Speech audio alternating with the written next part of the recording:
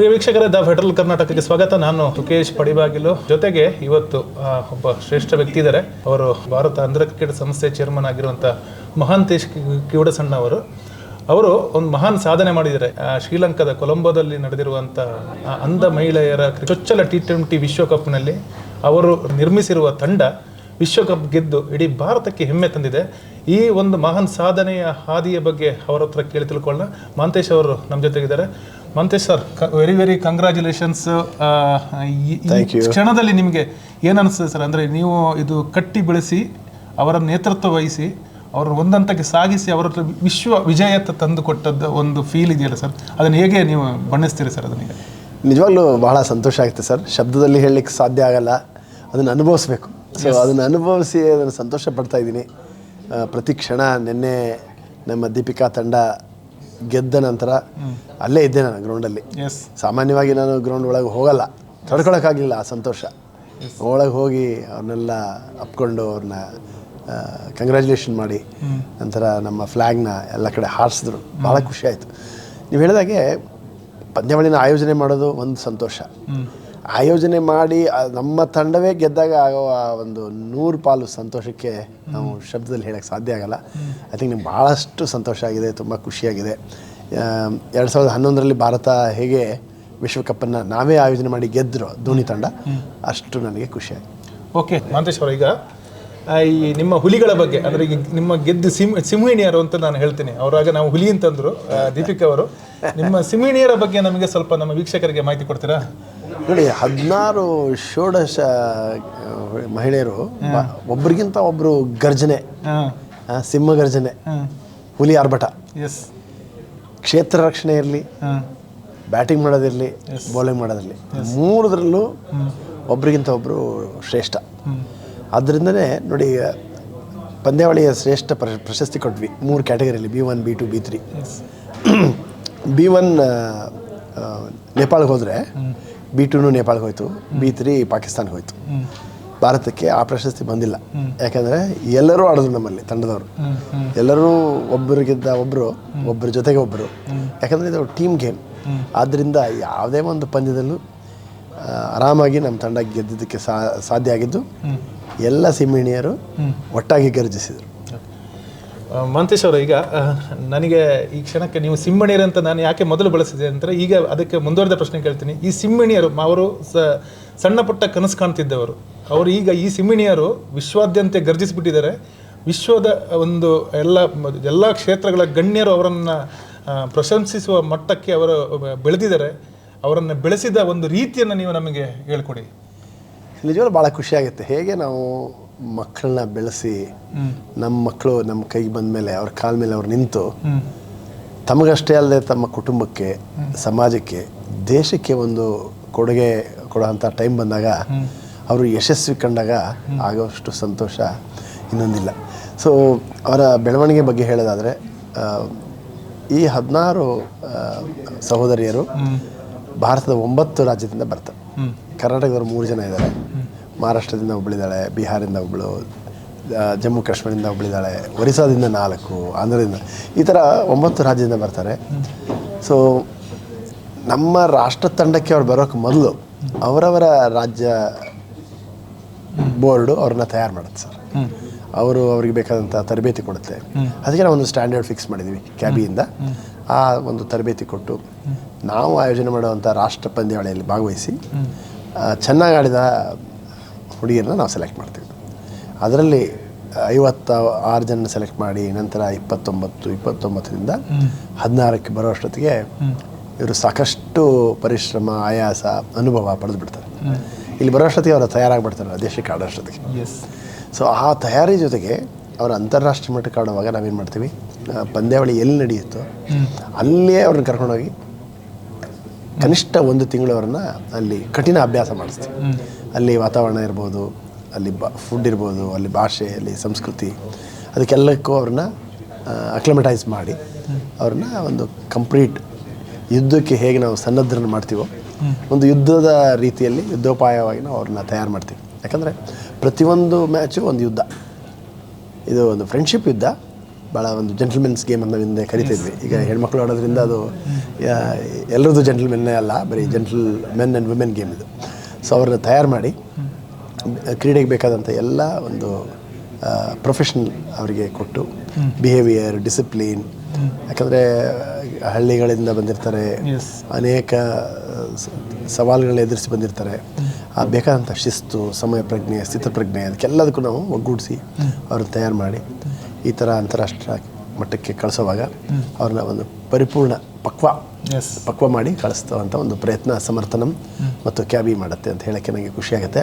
ಪ್ರತಿ ಸತಿ ನಾವು ಮಾಡಿದಾಗ ಯಶಸ್ಸು ಕಂಡಿದ್ದೀವಿ. ಆ ಯಶಸ್ಸು ಕಂಡಾಗ ನಾವು ಹಾಕಿದಂಥ ಒಂದು ಗೊಬ್ಬರ ಫಲ ಬಿಟ್ಟಿದೆ ಅಂತ ಅನಿಸುತ್ತೆ. ಮಂತೇಶ್ ಅವರ ನನಗೆ ಯಾವ ರೀತಿ ಬರುತ್ತಂದರೆ, ಈ ಅಂಧರ ಕೂಡ ಅಂದರೆ ವಿಶೇಷ ಚೇತನರು, ನಾವು ವಿಶೇಷ ಚೇತನ ಅಂತಂದರೆ ಅವರು ಕೂಡ ಕ್ರಿಕೆಟ್ ಆಡ್ಬೋದು, ಅದನ್ನು ಸಂಭ್ರಮಿಸ್ಬೋದು ಅಂತೇಳಿ ಯಾವುದಾದ್ರೂ ಕಲಿಸಿಕೊಟ್ಟಿದ್ರೆ ಅದರಲ್ಲಿ ನೀವು ಮುಂಚೂಣಿಯಲ್ಲಿದ್ದೀರಿ. ಅದು ಪುರುಷರ ವಿಶ್ವಕಪ್ಪನ್ನು ನೀವು ಆಯೋಜಿಸಿದವರು, ಅದರ ಮುಂದುವರಿದ ಹಂತವಾಗಿ ನೀವು ಮಹಿಳೆಯರ ವಿಶ್ವಕಪ್, ಚೊಚ್ಚಲ ವಿಶ್ವಕಪ್ಪನ್ನು ಆಯೋಜಿಸಿ. ಈ ಯೋಚನೆಗಳು ನಿಮಗೆ ಯಾವ ರೀತಿ ಬಂದಿದೆ ಮತ್ತು ಅದು ಯಾವ ರೀತಿ ಮುಂದುವರಿಬಹುದು ಇನ್ನು ಮುಂದೆ? ಮೋಸ್ಟ್ಲಿ ನನಗೆ ಅದು ಭಗವಂತನ ಇಚ್ಛೆ ನನ್ನ ಮೂಲಕ ಮಾಡಿಸ್ತಾನೆ, ನನ್ನ ತಂಡದ ಮೂಲಕ ಮಾಡಿಸ್ತಾನೆ ಅನಿಸುತ್ತೆ. ನಾವು ಒಂದೇನೋ ಮಾಡಿಬಿಟ್ವಿ ಸಾಕು ಅಂತ ಯಾವತ್ತೂ ಅನಿಸಿಲ್ಲ. ಏನಪ್ಪ ಇಷ್ಟು ಕೆಲಸ ಮಾಡಿಬಿಟ್ವಿ ಸುಸ್ತಾಯಿತು ಅಂತ ಯಾವತ್ತೂ ಅನಿಸಿಲ್ಲ. ಇನ್ನೇನಾದರೂ ಮಾಡಲೇಬೇಕು. ನಮ್ಮ ಮನೇಲಿ ಯಾವಾಗಲೂ ಹೇಳ್ತಿರ್ತಾರೆ, ಯಾವಾಗ ಫ್ರೀ ಆಗ್ತೀನಿ, ಈ ಇವೆಂಟ್ ಆದ ತಕ್ಷಣ ಇಲ್ಲ ನೀನು ಇಲ್ಲ, ಈ ಇವೆಂಟ್ ಆದರೆ ಇನ್ನೊಂದೇನೋ ಪ್ಲ್ಯಾನ್ ಮಾಡ್ತೀನಿ. ಹಾಗೆ ಅದು ಭಗವಂತನ ಇಚ್ಛೆ ಮತ್ತು ನಮ್ಮ ಒಂದು ಆ ಹುರುಪು. ಪ್ರತಿ ಸತಿ ಯಶಸ್ಸು ಸಿಕ್ಕಾಗ ನಿಮ್ಗೆ ಇನ್ನಷ್ಟು ಖುಷಿಯಾಗುತ್ತೆ, ಇನ್ನೂ ಏನಾದ್ರು ಮಾಡೋಣ ಅನಿಸುತ್ತೆ. ಸೊ ಆ ಒಂದು ಶ್ರೇಯ ನಾನು ನಮ್ಮ ಕ್ರೀಡಾಪಟುಗಳಿಗೆ ಕೊಡ್ತೀನಿ. ಮೊದಲು ಪುರುಷರಿಗೆ, ನಂತರ ಈಗ ನನ್ನ ಮಕ್ಕಳು ಅಂತಲೇ ಹೇಳ್ಬೋದು, ನಾವೆಲ್ಲ ಚಿಕ್ಕವರಿದ್ದಾರೆ ಅವರೆಲ್ಲ. ಸೊ ಅವರೆಲ್ಲ ನನ್ನ ಮಕ್ಕಳೇ. ಸೊ ನನ್ನ ಮಕ್ಕಳು, ನನ್ನ ಸ್ವಂತ ಮಕ್ಕಳು ಮಾಡಿದಾಗ ಎಷ್ಟು ಖುಷಿ ಆಗುತ್ತೋ ಅದಕ್ಕಿಂತ ಹೆಚ್ಚು ಖುಷಿ ಆಗುತ್ತೆ. ಯಾಕಂದರೆ ಒಬ್ಬರು ಇಬ್ಬರಲ್ಲ, 16 ಹೆಣ್ಣುಮಕ್ಕಳ ಆ ಒಂದು ಹುರುಪು, ಅವ್ರ ಹುಮ್ಮಸ್ಸು. ನಿನ್ನೆ ಊಟನೇ ಮಾಡಿಲ್ಲ ಅವರು. ಗೆದ್ದು ಖುಷಿಯಲ್ಲಿ ನಾನು ಏನಮ್ಮ ಬೇಕು ಅಂದಾಗ ನನಗೆ ಇಡ್ಲಿ ದೋಸೆ ತಿನ್ನೋಂಗಾಗಿದೆ ಸರ್. ಅಲ್ಲಿ A to B ಹುಡ್ಕೊಂಡೋಗಿ, ಈಗ ಹುಡುಗರು ಗೆದ್ದರೆ ಅವರಿಗೆ ಚಿಕನ್ನು ಮಟನ್ನು ಬೇಕಂದರು, ಇದರಲ್ಲಿ 10 ಜನ ವೆಜಿಟೇರಿಯನ್ಸ್ ಇದ್ದಾರೆ. ಸೊ A to B ಕರ್ಕೊಂಡೋಗಿ ನಮ್ಮ ದಕ್ಷಿಣ ಭಾರತದ ತಿಂಡಿ, ಇಡ್ಲಿ ದೋಸೆ, ಕಿಚಡಿ, ಪೊಂಗಲ್ ತಿನ್ನಿಸಿ ಆ ಖುಷಿ ಅವ್ರಿಗೆ. ಸೊ ಅಷ್ಟು ಅವರು ಪರಿಶ್ರಮ ಪಡುವಾಗ, ಒಂದು ತ್ಯಾಗ ಮಾಡುವಾಗ, ಸೊ ನಮ್ಮ ಒಂದು ಯೋಚನೆ ಯಾವಾಗಲೂ ಮುಂದುವರಿಬೇಕು. ಸೊ ಈಗ ಸ್ವಾಮಿ ವಿವೇಕಾನಂದರು ಹೇಳ್ತಿದ್ರು, stop not till you go reach the goal. ನಾನು ಅವರಿಂದ ಸ್ಫೂರ್ತಿ ಪಡೆದ್ರೆ ಇನ್ನೊಂದು ಹೆಜ್ಜೆ ಮುಂದೆ ಹೋಗ್ತೀನಿ ಏನಂತೀನಿ. Don't stop even after you reach the goal. Continue to move forward. Continue to keep increasing your goals. Keep on adding your goals. Because every goal what you do for others, it is something bigger and better. And ಅದರಲ್ಲಿ ಸಿಗುವಂಥ ಖುಷಿ, ಯಾಕಂದರೆ ನಿಮ್ಮ ಸ್ವಾರ್ಥ ಇರಲ್ಲ ಅಲ್ಲಿ. ಹೌದು. So ಅಂಥಕ್ಕೇನಾದ್ರು ಸಿಕ್ಕಿದಾಗ ಸಾಕು ಅನ್ಸ್ಬಿಡುತ್ತೆ. ಈಗ ಸಮಾಜಕ್ಕೆ ನಮ್ಮಂಥ ಜನರಿಗೆ ನಾವು ಮಾಡಿದಾಗ ಎಷ್ಟು ಮಾಡಿದ್ರೂ ಕಮ್ಮಿ, ಎಷ್ಟು ಮಾಡಿದ್ರೂ ಇನ್ನೂ ಜನರಿಗೆ ಅವಶ್ಯಕತೆ ಇದೆ. ಸೊ ಹಾಗೆ ಸಮರ್ಥ ನಮ್ಮ ತಂಡ, ನಾನು ಯೋಚನೆ ಮಾಡ್ತೀನಿ, ಅವ್ರ ಕೆಲಸ ಮಾಡಿ ನನ್ನ ಕಡೆಯಿಂದ ಶಬಾಷ್ ಅನಿಸ್ಕೊಳ್ತಾರೆ. ಅದೇ ರೀತಿ ನಮ್ಮ ತಂಡ, ಕ್ರಿಕೆಟ್ ತಂಡ ಕೂಡ ನೀವು ನೋಡಿದ್ರಿ ನೆನ್ನೆ ಅವರು ಗರ್ಜನೆ ಮಾಡಿದ್ದು. ಸೊ ಹೀಗೆ ಮಾಡ್ತಾ ಹೋಗೋಣ. ಇವತ್ತು ಹುಡುಗಿರಿಗೆ ಇದು ಒಂದು ಮಾಡಿದ್ವಿ, ಮಹಿಳೆಯರಿಗೆ ಇನ್ನಷ್ಟು ಮಾಡೋಣ. ಕ್ರೀಡೆ ಜೊತೆಗೆ ಅವರಿಗೆ ಆರ್ಥಿಕವಾಗಿ ಸಬಲ ಮಾಡೋಣ. ಕನಿಷ್ಠ 25 ಲಕ್ಷ ಕೊಡಿಸ್ಬೇಕು ಒಬ್ಬೊಬ್ಬರಿಗೆ ಅನ್ನೋ ಒಂದು ಆಸೆ ನಂದು. ನೋಡೋಣ, ಭಗವಂತನ ಇಚ್ಛೆ. 25ಕ್ಕೆ ಯಾಕೆ ಸೀಮಿತ ಆಗಬೇಕು, ಇನ್ನೂ ಜಾಸ್ತಿ ಆಗ್ಬೋದು. 25 ಆದರೂ ಆಗಬೇಕು ಅಂತ ನಾನು ಭಗವಂತನ ಕೇಳ್ಕೊಳ್ತಾ ಇದ್ದೀನಿ. ನಿಧಾನವಾಗಿ ಕನ್ಫರ್ಮೇಷನ್ಸ್ ಬರ್ತಾ ಇದೆ. ಸೊ ನೋಡೋಣ. ಹೇಗೆ ಲತಾ ಮಂಗೇಶ್ಕರ್ 1983ರಲ್ಲಿ ಕಪಿಲ್ ದೇವ್ ತಂಡ ಗೆದ್ದಾಗ ಒಂದು ಸಂಗೀತದ ಮೂಲಕ ಫಂಡ್ ರೈಸ್ ಮಾಡಿ ಅವರಿಗೆಲ್ಲ ದುಡ್ಡು ಕೊಟ್ಟರು, ಹಾಗೆ ಸಮರ್ಥ ನಮ್ಮಲ್ಲಿ ಒಂದು ಸಮರ್ಥ ನಮ್ಮ ಸಿಸ್ಟರ್ಸ್ ಅಂತ ಇಬ್ಬರಿದ್ದಾರೆ, ಗಾಯಕಿಯರು, ಅದ್ಭುತವಾಗಿ ಹಾಡ್ತಾರೆ. ಅವ್ರಿಗೂ ಹೇಳಿದ್ದೀನಿ, ಅವಕಾಶ ಬಂದರೆ, ಸಂದರ್ಭ ಬಂದರೆ ನೀವಿಬ್ಬರು ತಯಾರಾಗಿರಬೇಕು. I want to raise money for these girls. Because ಒಂದು 25 ಲಕ್ಷ ಆದರೂ ಸಿಕ್ಕಿದ್ರೆ ಅವ್ರಿಗೇನೋ ಒಂದು ಮಗು ಹೇಳ್ತಿತ್ತು, ಸರ್ ನಾನು ಒಂಚೂರು ಮನೆ ಕಂಪ್ಲೀಟ್ ಮಾಡಬೇಕು. ಎಷ್ಟು ಬೇಕು ಮರಿ ನಿಮಗೆ ದುಡ್ಡು? ಒಂದು 2 ಲಕ್ಷ ರೂಪಾಯಿ. 2 ಲಕ್ಷನೂ ಕಷ್ಟನಾ ಈಗಿನ ಪರಿಸ್ಥಿತಿಯಲ್ಲಿ? ದುಡ್ಡು ಭಾರತ ದೇಶದಲ್ಲಿ ಸಮೃದ್ಧವಾದ ದೇಶ ನಮ್ಮ. ಆಮೇಲೆ ಕೊಡೋ ಜನ ಇದ್ದಾರೆ, ಕೊಡುಗೈ ಇದೆ. ಸೊ ಖಂಡಿತವಾಗಿ ನಾನು ಪ್ರಯತ್ನ ಮಾಡ್ತೀನಿ ಅವರಿಗೆ ಅಟ್ಲೀಸ್ಟ್ ಅಷ್ಟಾದ್ರೂ ಕೊಡಬೇಕು ಅನ್ನೋ ಒಂದು ದೇವರು ನನ್ನ ಮೂಲಕ ಇಚ್ಛೆ ಮಾಡಿಸಿದ್ದಾನೆ. ಅದಕ್ಕೆ ಸಂಪೂರ್ಣ ಪ್ರಯತ್ನ ಮಾಡ್ತೀನಿ. ಸುಖೇಶ್ ಅವರೇ, ಮಂತೇಶ್ ಅವರು, ಈಗ ನಾನು ನಿನ್ನೆಯಿಂದ ನೋಡ್ತಾ ಇದ್ದೀನಿ ಸೋಷಿಯಲ್ ಮೀಡಿಯಾದಲ್ಲಿ ತುಂಬ ಅಪ್ರಿಷಿಯೇಷನ್ಸ್ ಬರ್ತಾ ಇದೆ. ನಾನು ನೋಡಿದಂಗೆ ಪ್ರಧಾನಮಂತ್ರಿ ನರೇಂದ್ರ ಮೋದಿ ಅವರು, ಕರ್ನಾಟಕದ CM ಸಿದ್ದರಾಮಯ್ಯ ಅವರು, ಉಪಮುಖ್ಯಮಂತ್ರಿಗಳು, ಆಮೇಲೆ ಲಕ್ಷ್ಮೀ ಹೆಬ್ಬಾಳ್ಕರ್ ಸಚಿವೆ ಲಕ್ಷ್ಮೀ ಹೆಬ್ಬಾಳ್ಕರ್ ನಮ್ಮ ಕರ್ನಾಟಕದ ಮಟ್ಟಿಗೆ ಹೇಳೋದಿದ್ರೆ, ICC ಪ್ರೆಸಿಡೆಂಟ್ ಆಗಿರೋ ಜೈಶಾ ಅವರು, ಮಿತಾಲಿ ರಾಜ್, ಇಂಥವರೆಲ್ಲ ಭಾಳ ನಿಮ್ಮನ್ನು ಅಪ್ರಿಷಿಯೇಟ್ ಮಾಡಿದ್ದಾರೆ, ಇಡೀ ಟೀಮನ್ನು ಅಪ್ರಿಷಿಯೇಟ್ ಮಾಡಿದ್ದಾರೆ.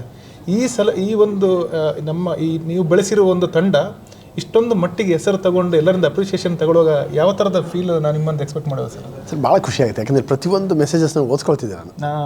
ಕೆಲವೊಂದು ನಾನೇ ಓದಿದೆ, ಕೆಲವೊಂದು ಓದಿಸ್ಕೊಂಡೆ.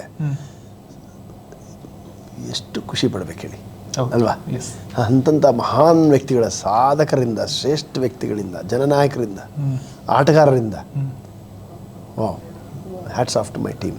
ಆ್ಯಂಡ್ ಅಪ್ರಿಷಿಯೇಟ್ ಮಾಡಿದ ಎಲ್ರಿಗೂ ನಾನು ನಮಸ್ಕರಿಸ್ತೀನಿ, ಕೈ ಮುಗಿದು ಅವರಿಗೆ ಅಪ್ರಿಷಿಯೇಟ್ ಮಾಡ್ತೀನಿ. ಸೊ ಹೀಗೆ ನಿಮ್ಮ ಆಶೀರ್ವಾದ ನಮ್ಮ ತಂಡದ ಮೇಲೆ ಇರಲಿ, ನಮ್ಮ ಕೆಲಸದ ಮೇಲೆ ಇರಲಿ. ಮತ್ತು ಅವರಿಗೆ ನಾವು ಇನ್ನೇನೋ ರೀತಿ ಸಹಾಯ ಮಾಡ್ಬೋದು, ನೀವುಗಳು ಯೋಚನೆ ಮಾಡಿ ಅವ್ರನ್ನ ಸದೃಢನ ಮಾಡೋಣ. ಆರ್ಥಿಕವಾಗಿ, ಸಾಮಾಜಿಕವಾಗಿ ಅವರು ಸ್ವಾವಲಂಬಿಗಳಾಗಿ ಅವ್ರ ಕಾಲ ಮೇಲೆ ಅವ್ರು ನಿಲ್ಲಬೇಕು, ಸದೃಢರಾಗಿ. ಅವರು ದೇಶಕ್ಕೆ ಟ್ಯಾಕ್ಸ್ ಕಟ್ಟೋಂಗಾಗಬೇಕು. ಅದು ನನ್ನ ವೈಯಕ್ತಿಕ ಗುರಿ, ಸಮರ್ಥನಂ ಗುರಿ.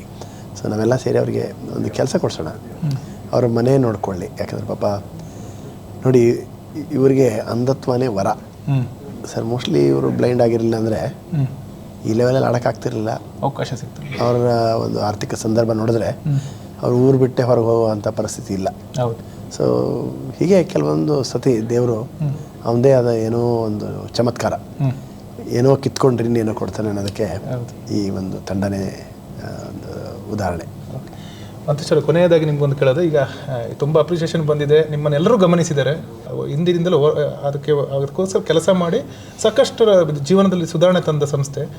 ಈಗ ಯಾರು ಅಪ್ರಿಷಿಯೇಷನ್ ಎಲ್ಲ ಮಾಡಿದಾರಲ್ಲ, ಅವರಿಂದ ನೀವು ಸದ್ಯಕ್ಕೆ ಬಯಸುವಂಥದ್ದು, ಅಂದರೆ ಈ ಕ್ರಿಕೆಟ್ ತಂಡ ಅಥವಾ ಈ ಅಂಧರ ಒಂದು ಬಾಳಗೆ ಬೆಳಕಾಗಲಿಕ್ಕೆ ಅವರು ಏನನ್ನು ಬಯಸ್ತಾರೆ ಅವ್ರ ಕಡೆಯಿಂದ? ಅವರಿಗೆ ಶಾಶ್ವತವಾಗಿ ಏನಾದರೂ ನಾವು ನೆಲೆ ಕಾಣಿಸ್ಲಿಕ್ಕೆ ಆಗ್ತದಾ? ನಾವೆಲ್ಲರೂ ಸೇರಿ ಯೋಚನೆ ಮಾಡೋಣ. ಆರ್ಥಿಕವಾಗಿ ಅಂತಲೇ ಅಲ್ಲ, ಶಿಕ್ಷಣ ಇರ್ಬೋದು, ಕೆಲಸ ಇರ್ಬೋದು, ಅಥವಾ ಅವ್ರಿಗೆ ಬೇಕಾದಂಥ ಯಾವುದೋ ಒಂದು ಸಣ್ಣ ಪುಟ್ಟ ಸಹಾಯ ಇರ್ಬೋದು. ಅವರ ಶಾಶ್ವತವಾಗಿ ಅವರ ಜೀವನದಲ್ಲಿ ಶಾಶ್ವತವಾಗಿ ನಗುವಂಗೆ ಮಾಡೋದು, ಒಳ್ಳೆಯ ಒಂದು ಜೀವನ ನಡೆಸೋವಂಗೆ, ಹೊರೆ ಆಗದೆ ಇರಬೇಕು, ಅವರು ಆಸ್ತಿ ಆಗಬೇಕು. ಅದಕ್ಕೆ ನಾವೆಲ್ಲ ಪ್ರಯತ್ನ ಮಾಡೋಣ. ಯಾರ್ಯಾರು ಅವ್ರಿಗೆ ಆಶೀರ್ವಾದ ಮಾಡಿದಿರೋ ತಾವು ನನ್ನ ಜೊತೆ ಕೈ ಜೋಡಿಸಿ ನಾವೆಲ್ಲರೂ ಸೇರಿ ಅವ್ರನ್ನ ಸ್ವಾವಲಂಬಿಗಳನ್ನ ಮಾಡೋಣ ಅಂತ ನಾನು ತಮ್ಮ ಮೂಲಕ ಕೇಳ್ಕೊಳ್ತೀನಿ. ವೀಕ್ಷಕರೇ, ಮಹಾಂತೇಶ್ ಕಿವುಡಸಣ್ಣ ಅವರು ಭಾಳ ಅಮೂಲ್ಯವಾದ ಮಾತುಗಳನ್ನು ಹೇಳಿದ್ದಾರೆ. ಜೊತೆಗೆ ತುಂಬ ಸೆಲೆಬ್ರೇಷನ್ ಮೂಮೆಂಟಲ್ಲಿರುವಂಥವರು ತಮ್ಮ ಮಕ್ಕಳು ಅಂತ ಕರಿ ಅವರ ತಂಡ, ಮಹಿಳಾ ತಂಡದ ಆಟವನ್ನು ಸಂಭ್ರಮಿಸ್ತಾ ಇದ್ದಾರೆ. ಅವರ ಮಾತುಗಳನ್ನು ಕೇಳಿದಿರಿ. ಅವರಿಗೆ ಮತ್ತೊಂದು ಸಲ ಶುಭ ಹಾರೈಸೋಣ. Congratulation sir. Thank you Sakesh ಅವರೇ. ಮತ್ತು ಎಲ್ಲ ವೀಕ್ಷಕರಿಗೂ ನಮಸ್ಕಾರ. ನಮ್ಮ ಸೋಷಿಯಲ್ ಮೀಡಿಯಾ ಮೂಲಕ ನಮ್ಮ ತಂಡವನ್ನು ಹುರಿದುಂಬಿಸಿ, ಪ್ರೋತ್ಸಾಹಿಸಿ ಮತ್ತು ಫಾಲೋ ಮಾಡಿ ಅಂತ ನಾನು ದ ಫೆಡರಲ್ ಕರ್ನಾಟಕಕ್ಕೆ ಕೇಳ್ಕೊಳ್ತೀನಿ.